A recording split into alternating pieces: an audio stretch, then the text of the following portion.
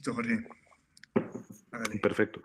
Si en algún momento se daña el sonido, me avisan, por favor, que yo aquí no tengo forma de darme cuenta.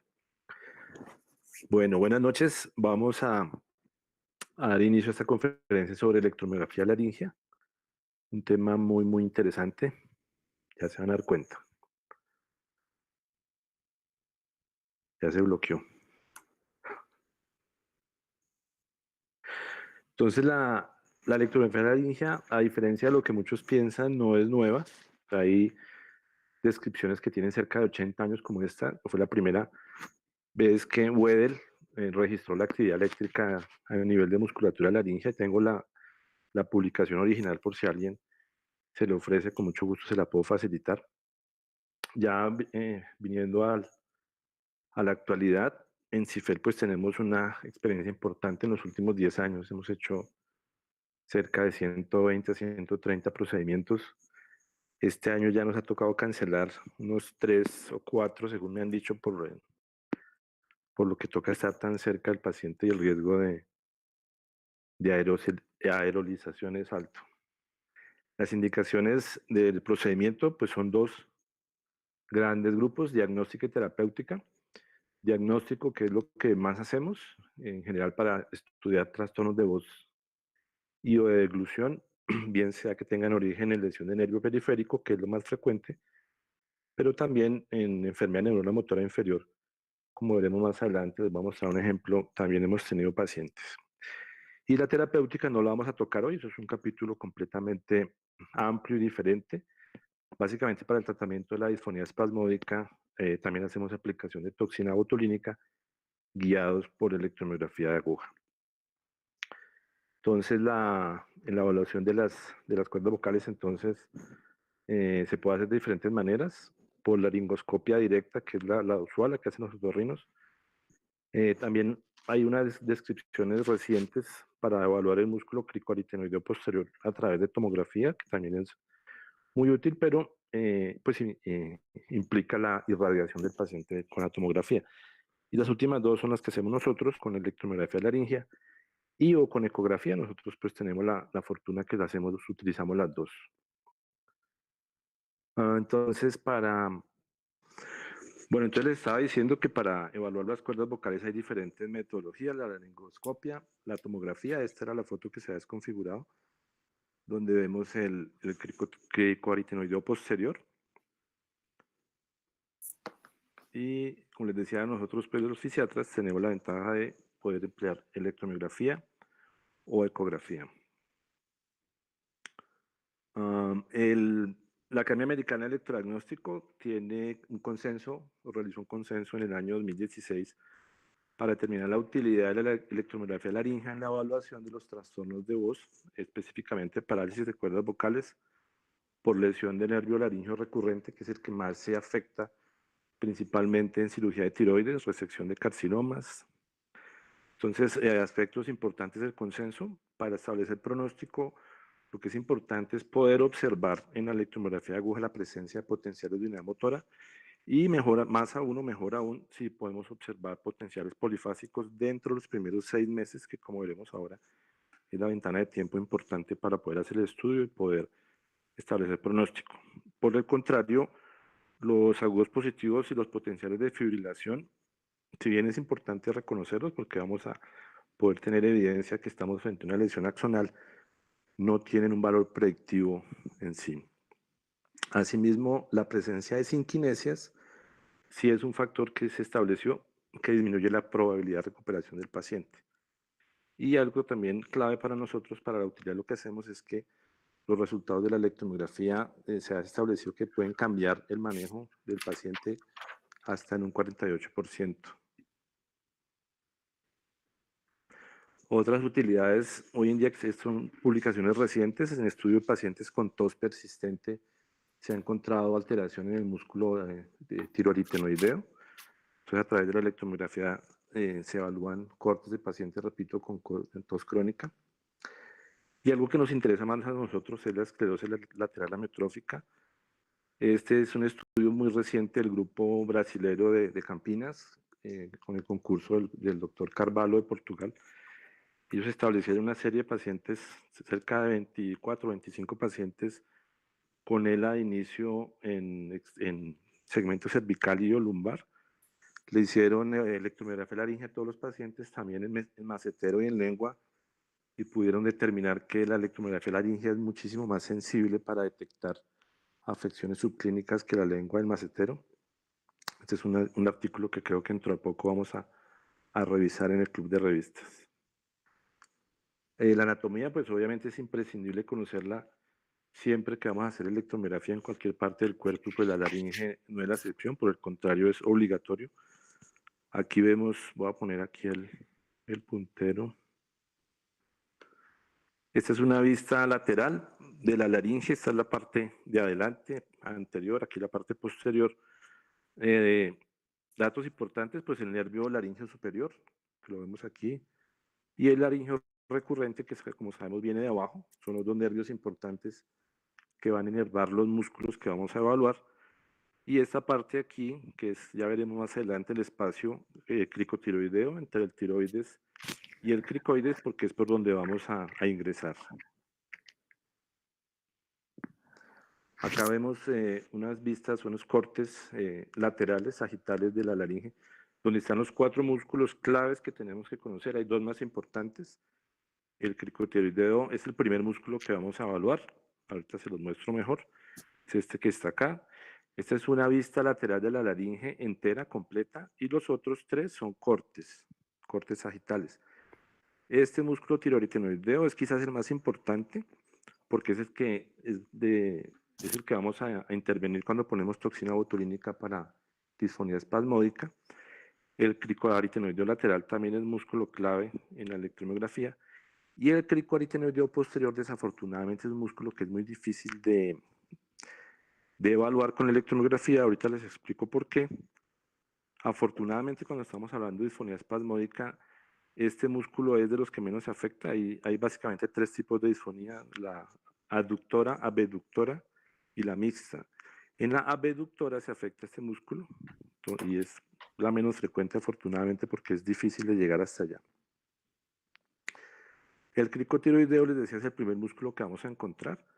Es un músculo que es catalogado como intrínseco de la laringe, pero realmente está por fuera, no está dentro de la laringe. Esta es una vista anterolateral.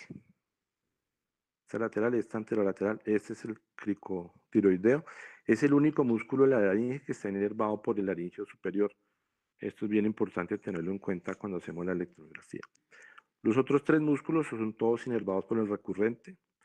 El tiroaritenoideo es este. Esta es una vista, un corte axial visto desde arriba. Este es el tiroaritenoideo, que es el que está pegado realmente a la cuerda vocal. Y en este corte sagital es este que está aquí encerrado en rojo. Nosotros vamos a entrar por acá, ya les voy a mostrar. El cricoaritenoideo lateral es más pequeño, es este que está aquí verdecito. Él está por debajo y lateral al tiroaritenoideo.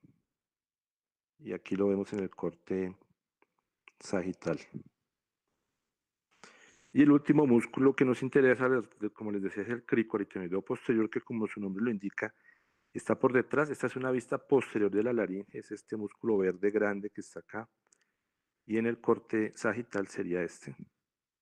Repito, también inervado por el laringio recurrente. Hay un quinto músculo que casi nunca se menciona, que es este, el oblicuo. Pero ese no es tan importante, ese es aductor también. Lo que es importante es tener en cuenta que dependiendo del músculo que se afecte, o del nervio, perdón, que se afecte, pues vamos a tener diferentes patrones. Son vistas o esquemas de lo que ven los otorrinos cuando hacen la laringoscopia.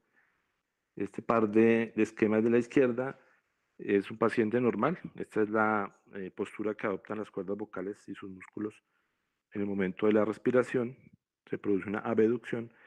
En la fonación, dependiendo de los fonemas y del tono que empleemos para hablar o para cantar o para gritar, pues estas cuerdas se van a tensar o se van a cortar, pero siempre se van a aducir. Aquí en la mitad tenemos lo que sucede en una parálisis unilateral y a la derecha en una parálisis bilateral. Aquí vemos un ejemplo de una cuerda vocal paralizada. Y este video es interesante para ver cómo se afectan o cómo se activan mejor los músculos. Aquí está en reposo. Inicialmente vamos a ver cómo se afecta o se activan los cricoaritiodontios posteriores, que es el de acá, que es el abductor, repito, es el único músculo abductor.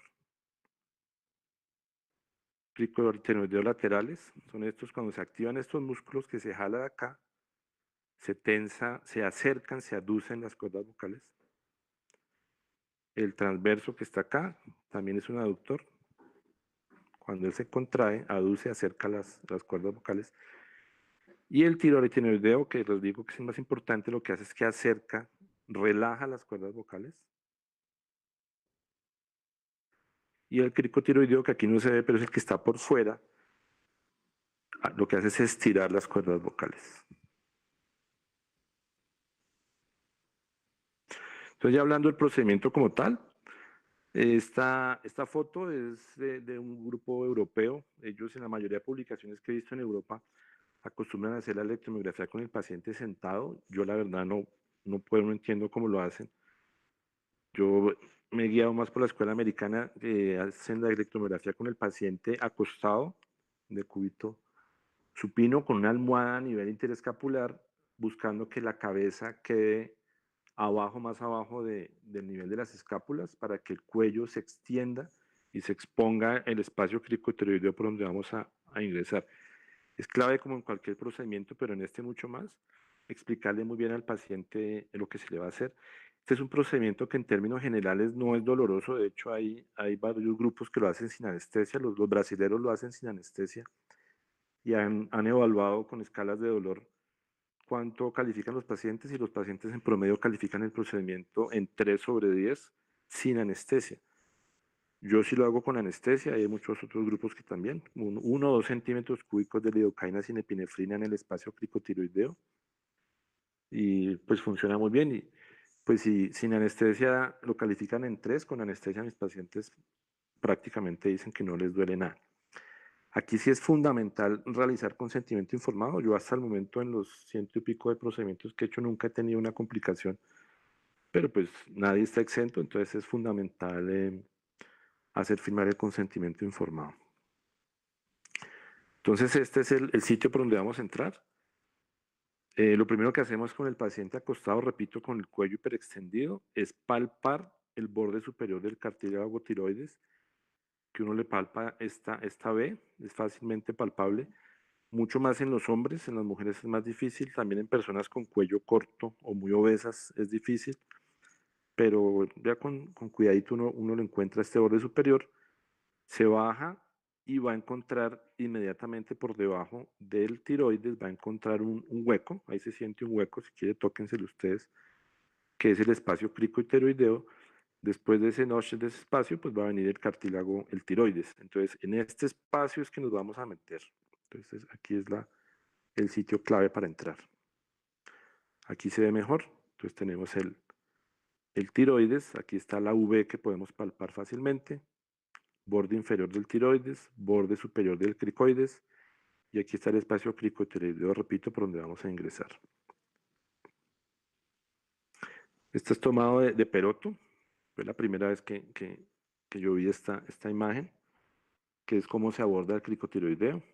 Aquí de pronto se ve mejor en esta lámina. Como les decía, el cricotiroideo es un músculo que está por fuera realmente. La laringe es este que está acá, o que aquí está en rojo. Estos son cortes axiales. Este es un sagital. Entonces aquí en este esquema se ve bien cómo entran ellos más o menos a medio centímetro de la línea media, en este ejemplo a 50 grados, tangencialmente al cartílago, se va a llegar al músculo, y aquí lo vemos en el corte sagital a 15 grados, desviando la aguja a 15 grados hacia arriba.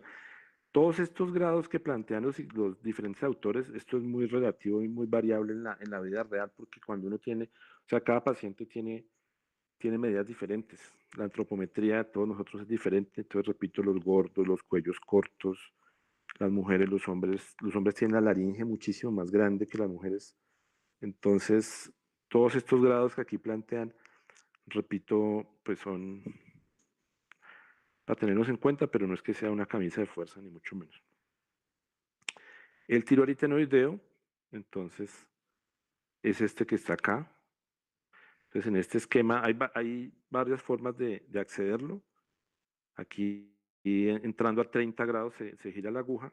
Aquí se va a llegar fácilmente al músculo. Bueno, aquí uno lo ve fácilmente, en la vida real no es tan fácil.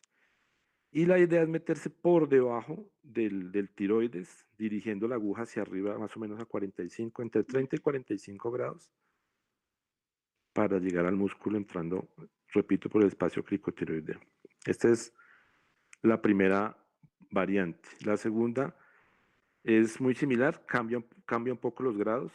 Recuerden, en la anterior hablaban a 45 grados ingresar, aquí están ingresando a 15 grados, pero repito que lo de los grados es muy variable.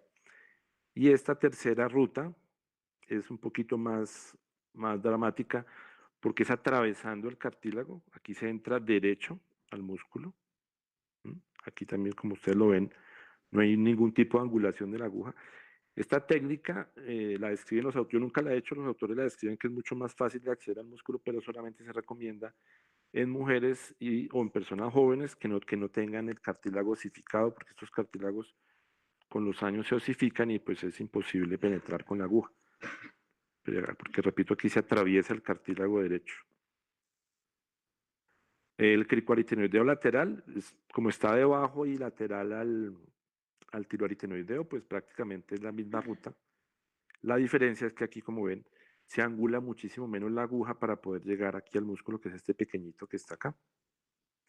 En la vida real uno muchas veces no sabe en cuál de estos dos músculos está. Afortunadamente pues tienen una acción similar, muy parecida.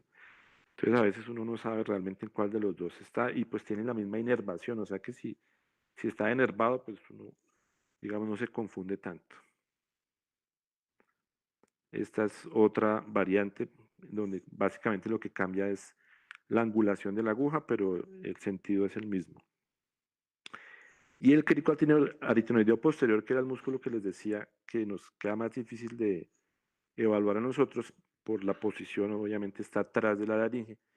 Entonces hay dos formas de abordarlo. La primera es que si ustedes se tocan, si se dan cuenta y se mueven la tráquea y la laringe, son supremamente móviles. Entonces uno puede bascular la laringe, la puede ladear en este sentido para que se exponga esta parte aquí posterior y meter la aguja acá por el lado costado lateral del cuello. Uno puede meter la aguja acá.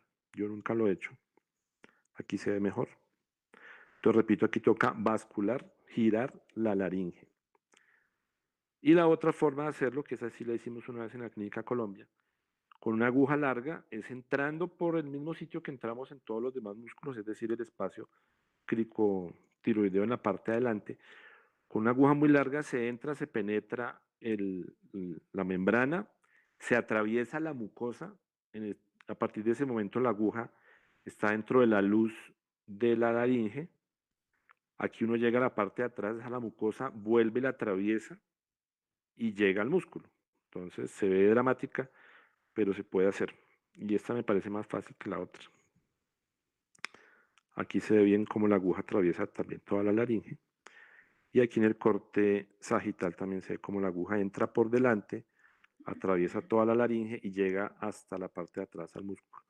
Este músculo es clave, les recuerdo lo que les dije al comienzo, en un pequeño porcentaje de pacientes que tienen disfonía espasmódica de tipo abductor, que este músculo es el que está involucrado. Entonces este es el que toca infiltrar cuando hay una disfonía espasmódica abductora. Limitaciones, ya les decía, pacientes con cuello corto, pacientes obesos, pacientes que han tenido cirugía previa de cuello, pacientes que han tenido traqueostomía, pacientes con radioterapia, los tejidos están fibrosados, se pierden muchas relaciones anatómicas, es complicado. Y como les decía, la osificación de los cartílagos, sobre todo en sexo masculino, en pacientes con edad avanzada. Los hallazgos, ¿qué es lo que vamos a mirar? Entonces, como en toda la electromiografía que hacemos en cualquier parte del cuerpo, pues hay parámetros que están establecidos previamente. Estos son valores normales del grupo, una publicación del grupo brasilero. Ellos sacaron sus valores normales y los compararon con otros autores. Como ven, son potenciales pequeños, tiene una duración corta también, 4 milisegundos, máximo 5 milisegundos el cricotiroideo. Son potenciales pequeños. Y la amplitud también son potenciales pequeñitos, 400, 300, 500 microvoltios. Ahora les voy a mostrar unos ejemplos nuestros. Esta es una publicación reciente donde ya están haciendo electromiografía cuantitativa, calculando el número de giros, haciendo análisis de patrón de interferencia y caracterizando muy bien las unidades, al igual que hacemos en cualquier otra parte del cuerpo, en otro músculo. Este es un trazado normal, paciente reclutando bien, un tiroaritenoideo izquierdo. Tengo unos videos, pero creo que no suena, vamos a ver, pero por lo menos mostrar, esto es un reclutamiento normal de un músculo tiroaritenoideo.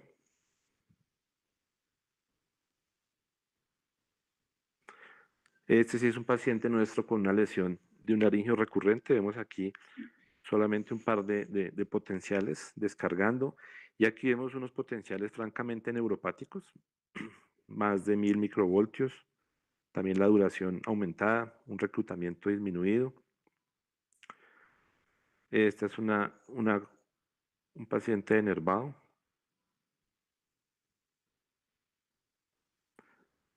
Vemos igual que en cualquier músculo fibrilaciones, suenan igual.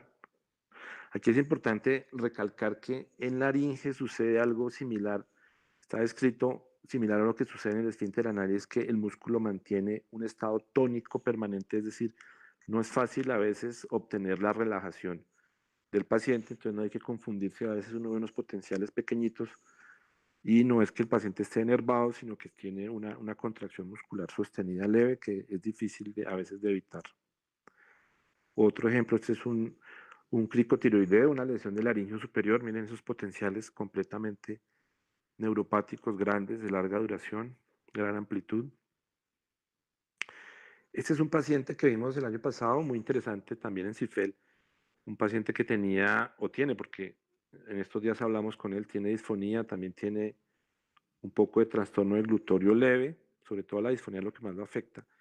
Cuando le hicimos el estudio le encontramos pues franca denervación, potenciales descargando a muy alta frecuencia, unos potenciales polifásicos inestables, y este paciente en extremidades, hasta donde yo supe, no tenía todavía evidencia neurofisiológica de compromiso, es decir, la primera comprobación neurofisiológica fue a nivel de laringe. Estos son trazados de él.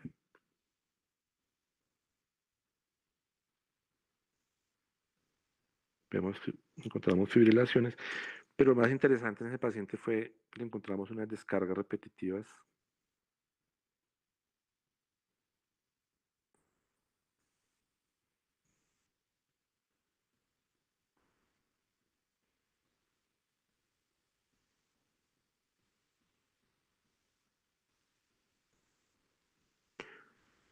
Y tenemos otras acá. Lástima que no pueden escuchar porque se escucha muy chévere.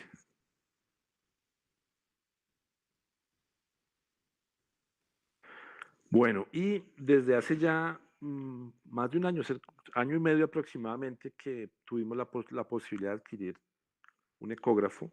Nosotros inicialmente lo adquirimos fue fundamentalmente para poner toxina botulínica y de pronto ver el nervio mediano, pero pues teniéndolo en el consultorio, yo me encontré con un artículo donde empleaban ecografía, ellos la llaman ultrasonografía laringea, es el término técnico en la mayoría de publicaciones, y le pusimos el transductor al paciente y pues vimos que sí podíamos ver lo mismo que se ve en el artículo, y de ahí para acá hace ya cerca de un año, poco más, estamos haciendo todas las electromiografías laringeas con ecografía, ya van a ver que es mucho más chévere.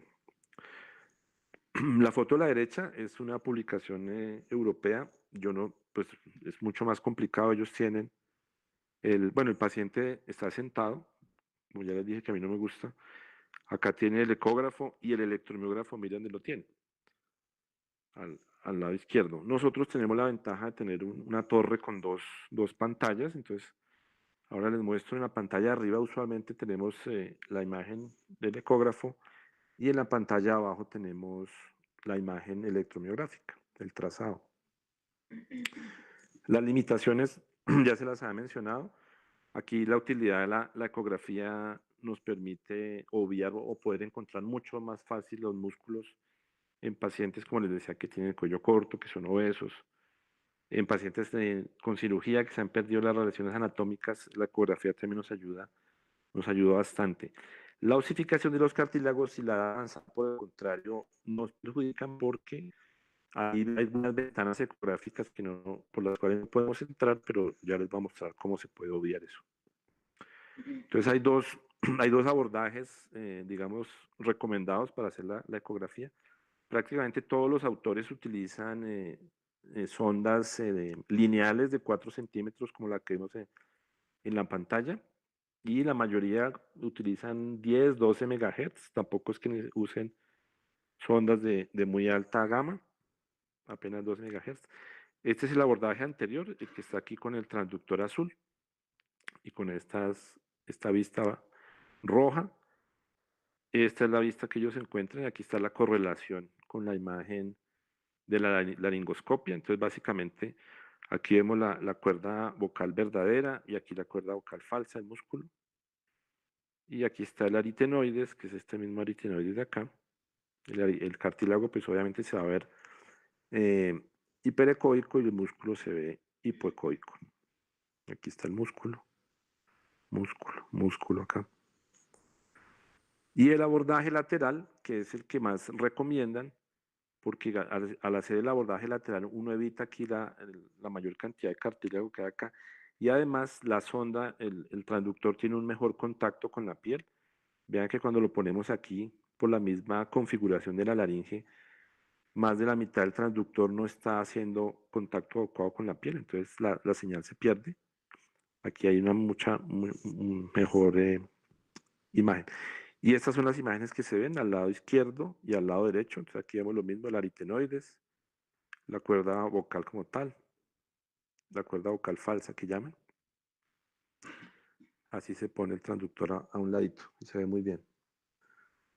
Entonces esta es la imagen de ellos y esta es la imagen, la primera o la segunda imagen que obtuvimos nosotros. Esta es la del libro y esta es la de nosotros, que pues quedamos contentos porque la vimos que era muy parecida y nos permitió comenzar a hacer el procedimiento.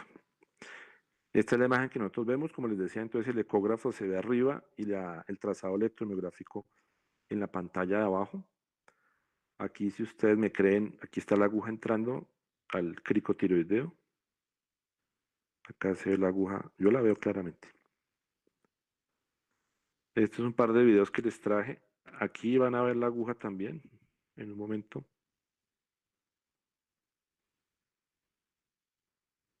Por aquí va la agujita.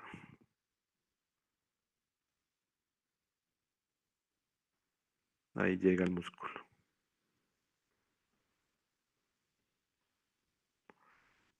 Y este es parecido.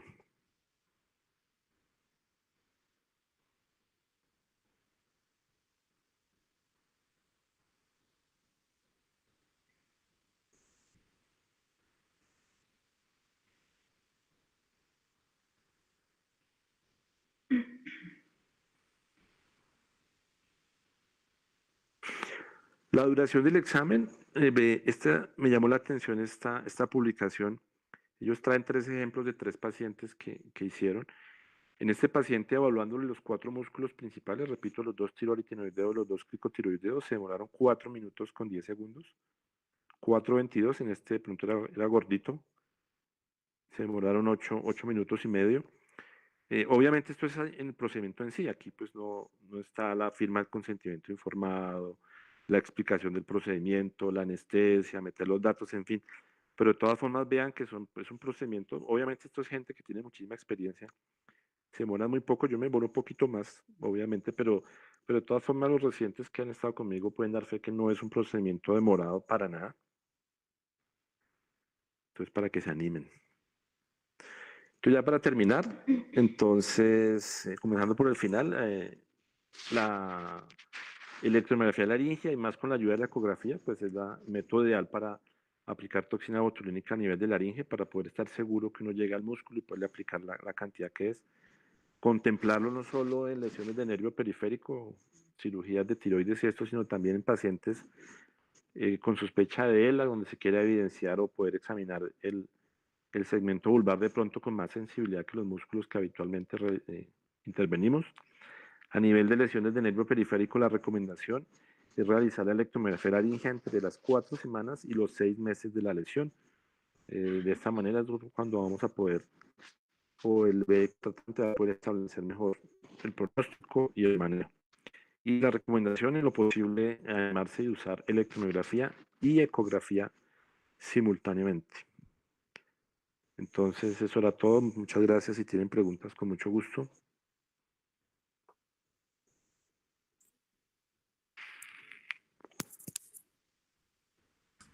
¿Alguien va a preguntar una cosa?